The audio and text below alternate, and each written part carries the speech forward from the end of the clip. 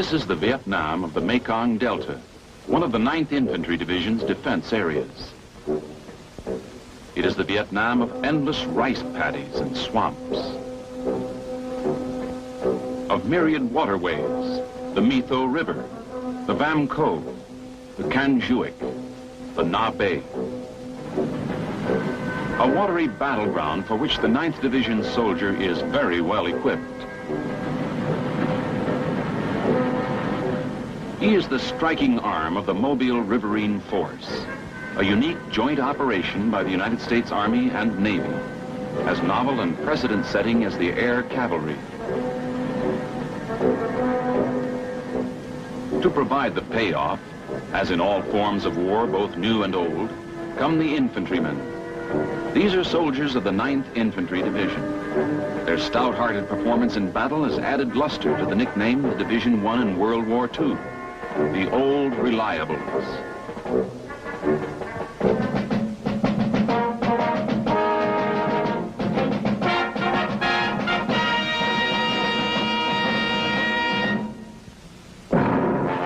Okay, move out.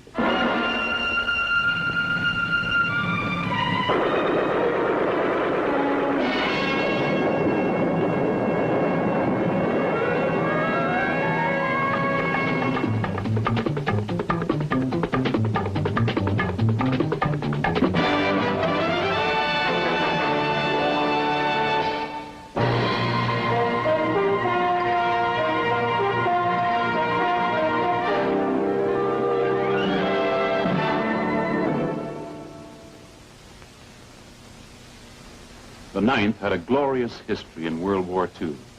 It served in Africa, France, and Germany, and quickly won the reputation of being unbeatable, completely reliable in action. I know because I started out with them in North Africa. The terrain and the enemy have changed. Vietnam is far different from Europe. But one thing hasn't changed: the fighting spirit of the 9th Division. The men who wear its patch today have proved themselves to be from the same stock as the old Reliables. I know them and their battle record well.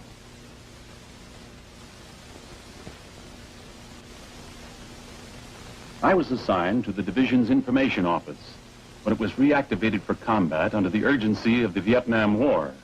That was in February 1966 at Fort Riley, Kansas. In record time, the new 9th Division was transformed from a cadre of officers, non-coms, and a mass of recruits into a combat-ready division.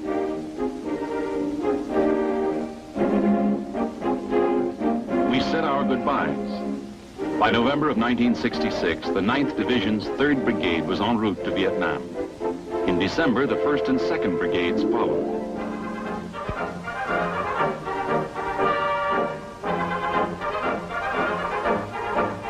It was a long voyage, halfway around the world. Plenty of time for detailed training and calisthenics. But still time to relax.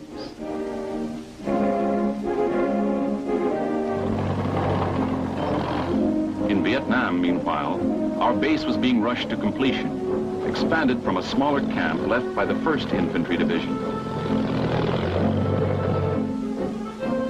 This camp, called Bearcat, was established as the division base. It occupied a strategic position in relation to Saigon, with firm lines of communication to the sea at Vung Tau, port of entry and naval base.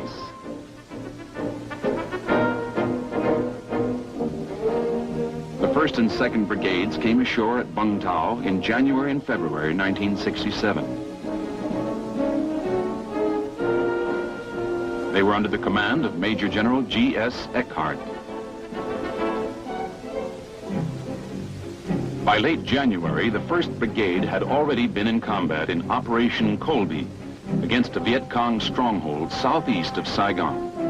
It was typical jungle terrain, which means that movement was slow and visibility limited to a few feet in any direction.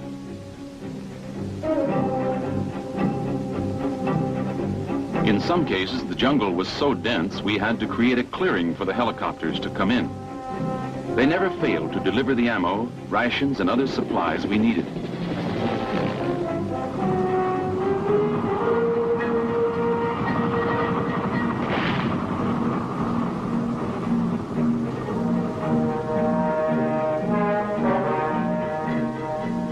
began to hit pay dirt, Viet Cong tunnels, bunkers, and weapons.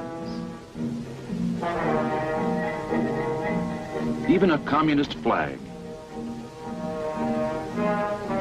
When one search and clear operation was finished, we went on to another and another. The 9th Division's main responsibility, however, was to help secure the Mekong Delta. This vast, fertile area is virtually one gigantic rice paddy, broken up by rivers, canals, and earthen dikes. The Republic of Vietnam armed forces have been fighting a long struggle against the Viet Cong in the Delta. Our job was to help them.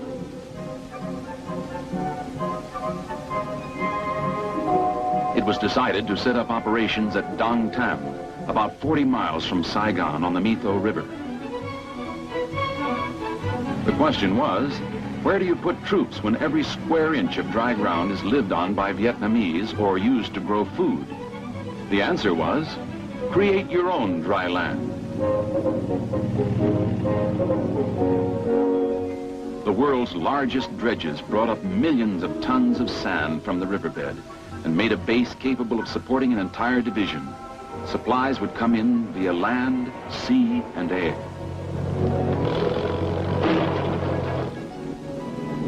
Thanks to the engineers, the Dong Tam base soon had its own airstrip, big enough to handle caribou-sized, fixed-wing aircraft, as well as helicopters. A large force moved in right away. Not that we stayed on base very much. Most of the time, we were out in the rice paddies, scouting for the enemy, and learning how to operate in the deceptive terrain.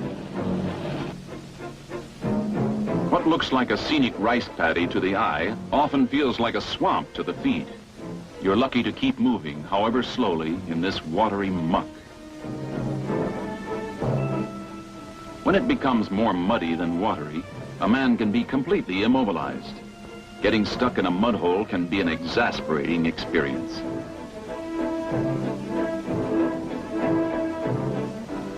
The swampy mud makes one grateful to hit open water. This stream was supposed to be fordable. In a way it was, from the neck up. When the water gets too deep for treading, the men of the 9th Division turn on a little Yankee ingenuity, using an air mattress to float gear across a stream. Or by making a raft out of a poncho. For a 9th Division scout dog, a river crossing is no problem at all.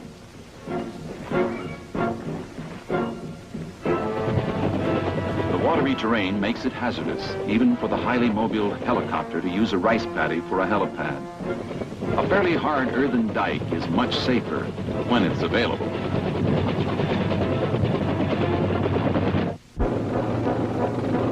Operation of ground vehicles proved to be a chancy thing, too. The powerful armored personnel carriers often plow through swamp water with great ease, but muddy roads are a real hazard.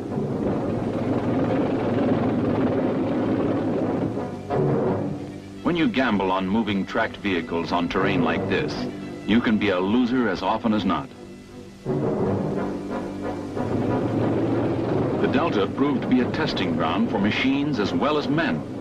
But as we got to know the lay of the land, we learned how to keep the armored personnel carriers moving.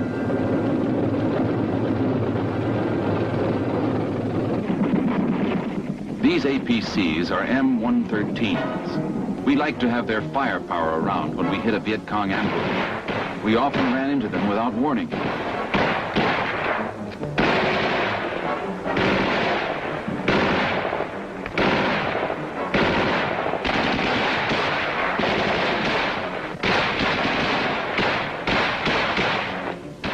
We never knew when a harmless-looking piece of scenery might explode with enemy fire or a booby trap. And there was always the difficulty of determining who was friendly and who wasn't. The Roc Kien area was full of tunnels and underground hiding places. Some were even underwater. We always left a grenade as a calling card.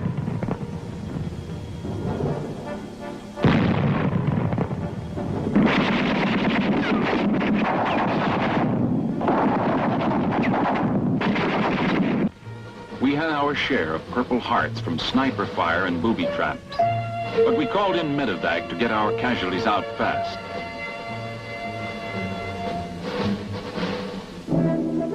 Stopping didn't necessarily mean resting. We filled sandbags for our defensive perimeters. In 1 month, the 9th Division filled 500,000 sandbags. 500,000!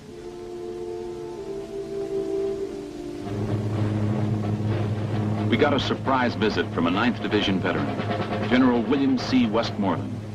He dropped in during Operation Port Sea, in which we bagged a lot of Viet Cong supplies and equipment. We were all pleased to see him wearing a 9th Division patch from his service with the old 9th in Tunisia.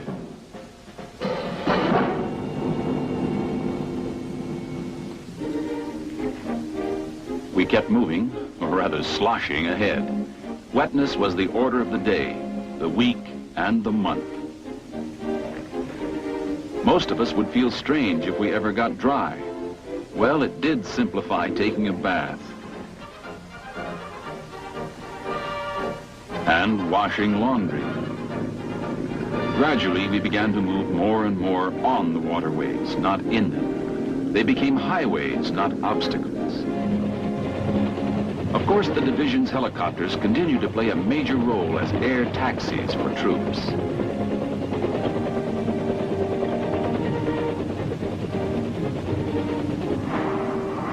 To transport artillery, vehicles, even other helicopters. And to extend the medical civil assistance program, MedCap, deep into isolated Delta villages whose inhabitants seldom see a doctor.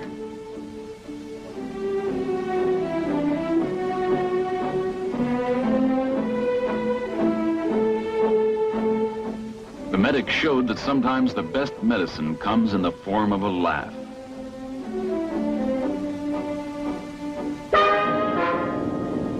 The fixed-wing spotter planes, nicknamed bird dogs, had the job of guiding aircraft into strikes at enemy positions.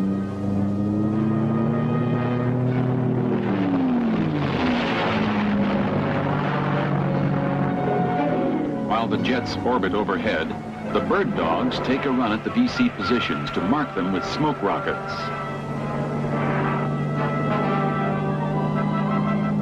The pilots are highly trained Air Force Forward Air Controllers, FACs. They don't hesitate to fly low within a few hundred feet of the enemy in order to bring the planes in on target. The daring and precision of these men is a major reason for the tremendous effectiveness of inter-service cooperation between the Army and the Air Force.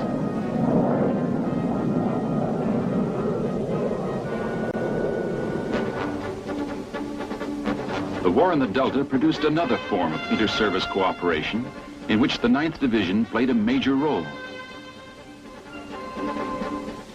The Army and Navy combined resources to create a unique strike force, to which the Air Force also gave fire support.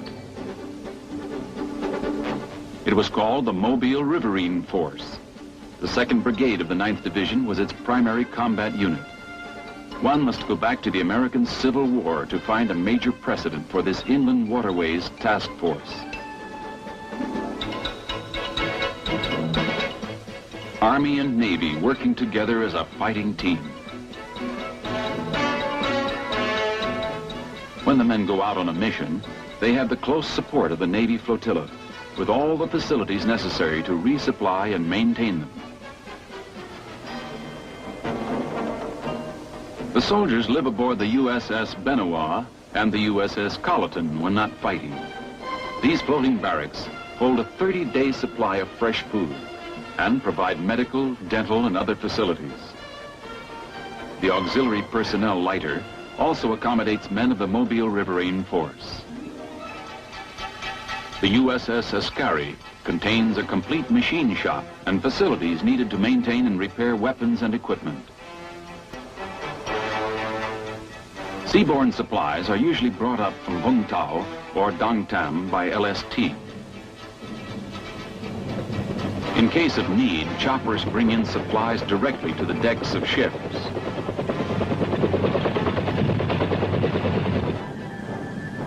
workhorses of the Mobile Riverine Force are the Armored Troop Carriers, or ATCs. The ATC is armor-plated and has an armored canopy over the troop area. It can carry a 2.5-ton truck or a 105mm howitzer. The Command and Communications Boat, or CCB, is the control center for the Ground Forces Commander and the Boat Group Commander. The battleship of the flotilla is the Monitor, a landing craft armed with a 40mm and a 20mm cannon, an 81mm mortar, plus 50 and 30 caliber machine guns.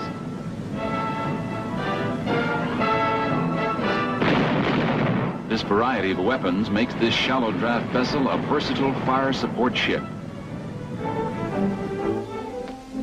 It was in firepower that the 9th made its own important innovation, the use of barges as artillery platforms. Infantry elements of the Mobile Riverine Force would range far and wide once operations started. The guns and mortars aboard the armored troop carriers and monitors did not have either the range or the caliber to provide the long-range heavy fire support troops would need. Only artillery could do this. The 9th Division's 3rd Battalion, 34th Artillery, decided to try using barges as gun platforms, anchoring them firmly to shore. The M102 105mm howitzer, the lightweight, flexible model originally designed for airborne operations, proved to be an excellent weapon for this purpose. The M102 carriages provided an easy 360-degree traverse. Steel braces were welded to the deck to keep the gun in place. 2 105s to a barge, 3 barges to a battery. Necessity, rising out of conditions in the Mekong Delta, had caused the 9th Division to come up with a new way of deploying artillery to back up its waterborne troops. Another invention was the airmobile firing platform. This device made it possible to have heavy fire support follow troops as they moved inland in the Delta. Because it is 90% aluminum, the 24-foot square can easily be airlifted to rice paddies or to streams or canals remote from the main riverways. It provides a stable firing platform in muddy riverbanks up to 4 feet deep. Mechanical jacks at each corner can be adjusted to keep the platform level. Packed with troops and firepower, the Mobile Riverine Force was ready to go anywhere in the watery wilderness. An ATC can carry a full platoon of combat-equipped soldiers and move in just about any river, canal, or creek. This mobility in shallow as well as deep water has enormously increased the striking range of infantrymen in the Delta. The men get set to hit the beach. Before they go in, however, Air Force jets pound the landing area.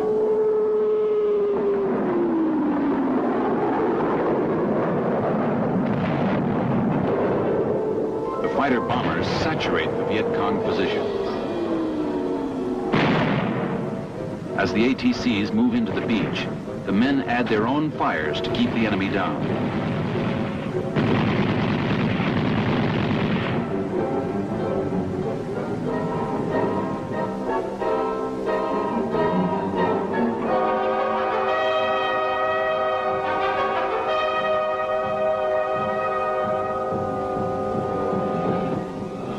Before long, the men of the 9th Division made contact with the enemy, only to find them strongly dug in.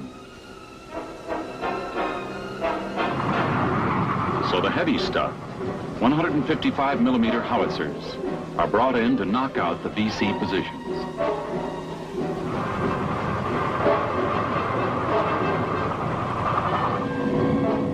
When the enemy tried to break off the battle, airborne reinforcements were called in to cut him off at the canal.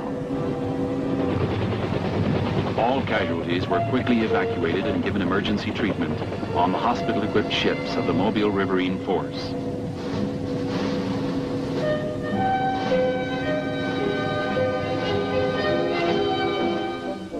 The division commander tried to bring us in from the field every 3 days.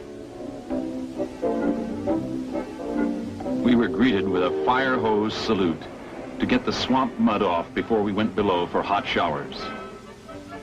Hot chow, dry clothes, and a comfortable bunk. It wasn't hard for the 9th Division landlubbers to take sea duty under these conditions. There was even time to go on deck and look at the scenery ashore, a native village, or a colorful assortment of native river craft that for a little while made us feel like tourists on a cruise.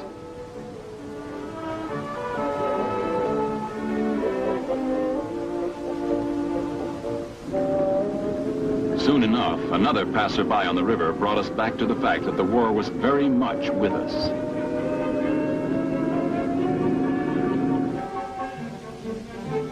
The 9th Division had a training mission as well as a fighting one. We were proud of our reliable academy that taught the fine points of fighting in Vietnam to newcomers, as well as sharpening the skills of combat veterans. The importance of the academy was emphasized by frequent visits by the new commanding general of the 9th Division, Major General George O'Connor, who assumed command in June 1967. The men of the Army of the Republic of Vietnam were also given intensive instruction by the division in all types of weapons and equipment.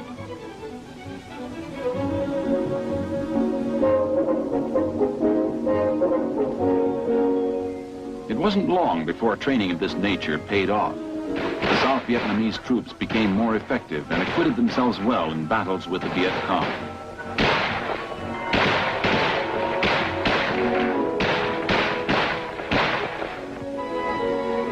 Other academy students were these crack troops from Thailand. These tough little men are known as the Queen's Cobra Regiment. We oriented them on the use of the compass in land navigation and other equipment, emphasizing devices useful in jungle fighting. Their officers were given demonstrations in the tactics of counter-guerrilla warfare.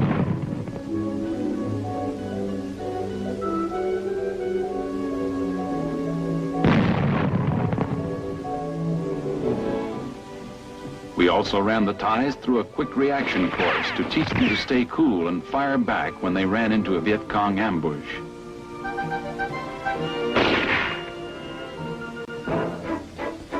A very special school trains the 9th Division's long-range reconnaissance patrols. The beret and special patch its members wear testify to their elite status. The men are trained hard to develop stamina, strength, and alertness for their secret missions of reconnaissance, ambush, or sabotage. They must be able to endure a maximum of stress on a minimum of sleep, food, and water. They cannot expect help if trapped by the enemy. Their lives depend on their own resourcefulness and endurance.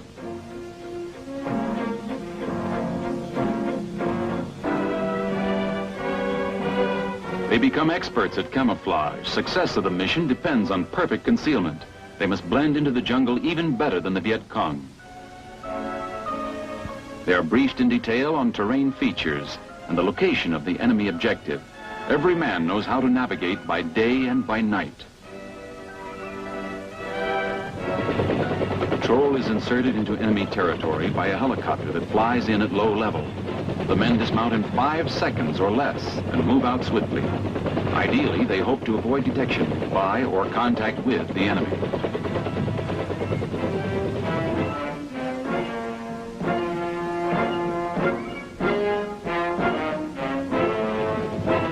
Mission accomplished, the team leader calls out an azimuth and the distance to the extraction point, then leads the patrol back. Normally, a mission will last several days or longer. The men are completely out of communication with their base until they rendezvous with the helicopter at a predetermined time and place. Despite the high hazard in these missions, there is no lack of volunteers.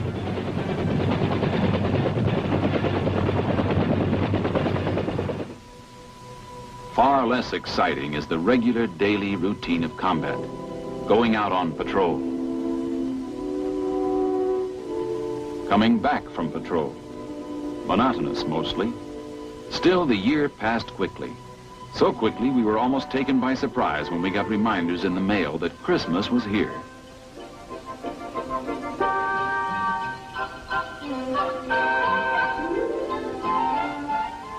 The item that really made this Yuletide a memorable one was this streamlined version of Santa Claus. She was minus only reindeer, but a very welcome visitor.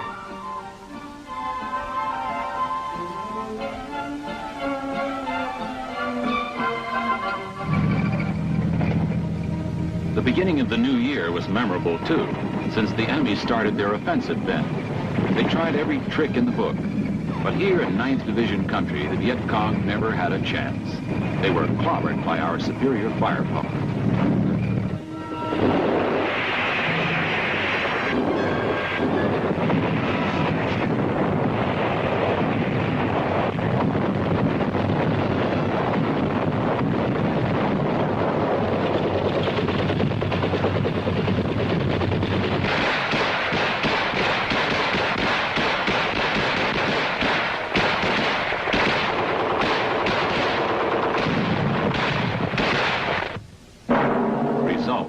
These VC were through fighting.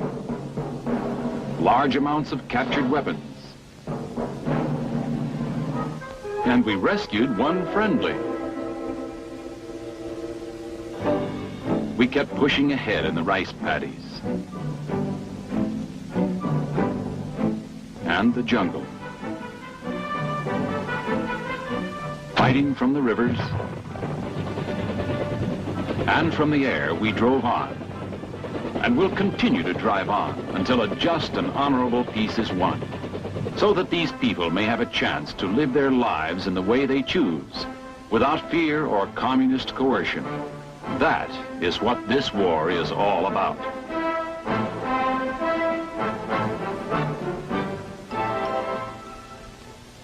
To achieve this, the 9th Division will stay on the job as long as it has to. Many new pages will be added to the division history. Many battle streamers were won in South Vietnam, and there may be several more before the 9th goes home. While it remains in Vietnam, it will do what it has always done: fight and win. That, in a phrase, is the story of the 9th Division. That is why its pride of outfit is so strong. That is why it cherishes its reputation as the old reliable